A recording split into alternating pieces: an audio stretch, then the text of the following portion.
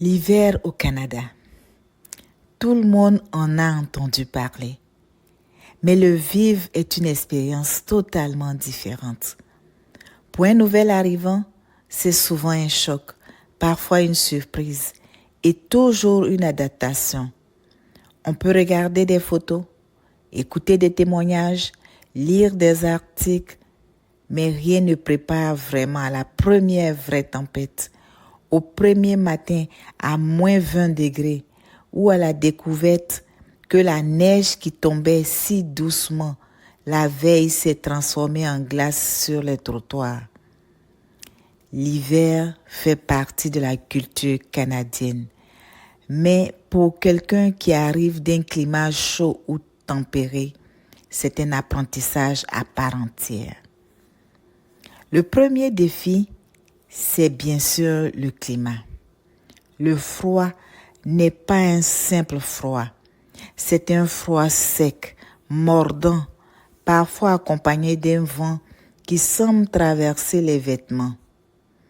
Pour survivre à l'hiver, il ne suffit pas d'un manteau et d'une paire de gants. Il faut apprendre à s'équiper. Un bon manteau isolé, des bottes imperméables, un cache-cou, une tuque, des couches de vêtements superposées. Ce n'est pas un luxe, mais une nécessité. Et pour beaucoup de nouveaux arrivants, investir dans ces vêtements représente un coût important dès les premières semaines. Pourtant, aucune adaptation n'est possible sans cet équipement de base. Le deuxième choc concerne la durée. L'hiver n'est pas un simple passage. Il dure plusieurs mois. La neige s'accumule, fond, puis revient. Le jour tombe plus tôt, parfois avant 5 heures. Le matin, la lumière tarde à apparaître. Cette diminution de luminosité peut affecter l'humeur, l'énergie et la motivation.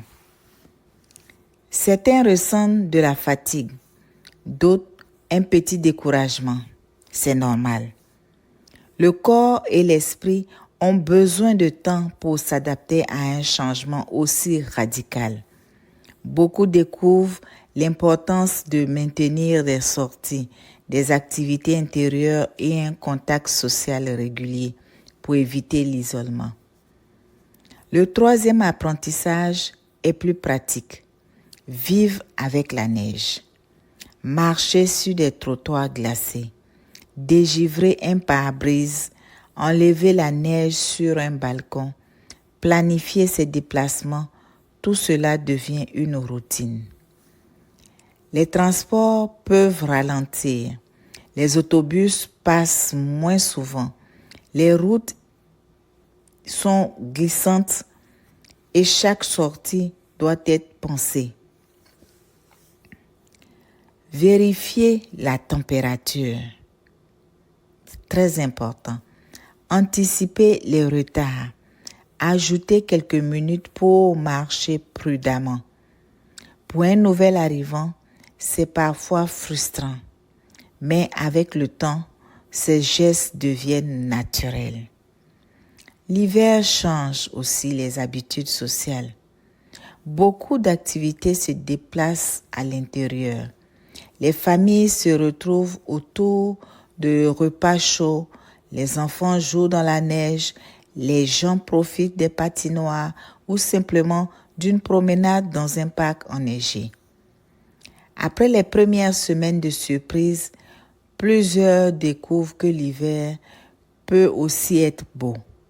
Les paysages blancs, le calme après une chute de neige, la lumière qui se reflète sur la glace. C'est une saison qui ralentit le rythme, mais qui peut aussi offrir de beaux moments. Pour un nouvel arrivant, réussir son premier hiver, c'est d'abord accepter que l'adaptation prend du temps. C'est normal d'être surpris, d'avoir froid, d'être fatigué ou même d'avoir envie de rester à la maison. Mais l'hiver canadien n'est pas un ennemi. C'est une réalité à apprivoiser, étape par étape. Ceux qui se préparent, qui s'équipent bien, qui sortent régulièrement et qui gardent une attitude positive, découvrent qu'il est possible non seulement de survivre à l'hiver, mais parfois même de l'apprécier. L'hiver ne définit pas le Canada, mais il en fait partie. Et pour un nouvel arrivant, le traverser avec succès devient souvent un symbole de réussite personnelle. Une preuve qu'on est capable de s'adapter, de persévérer et de construire une nouvelle vie malgré les défis. Voilà, résumé en quelques lignes, tout ce qu'il y a à savoir sur l'hiver canadien.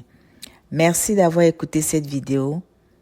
Abonne-toi et laisse-moi un petit commentaire si les informations t'ont aidé. À bientôt!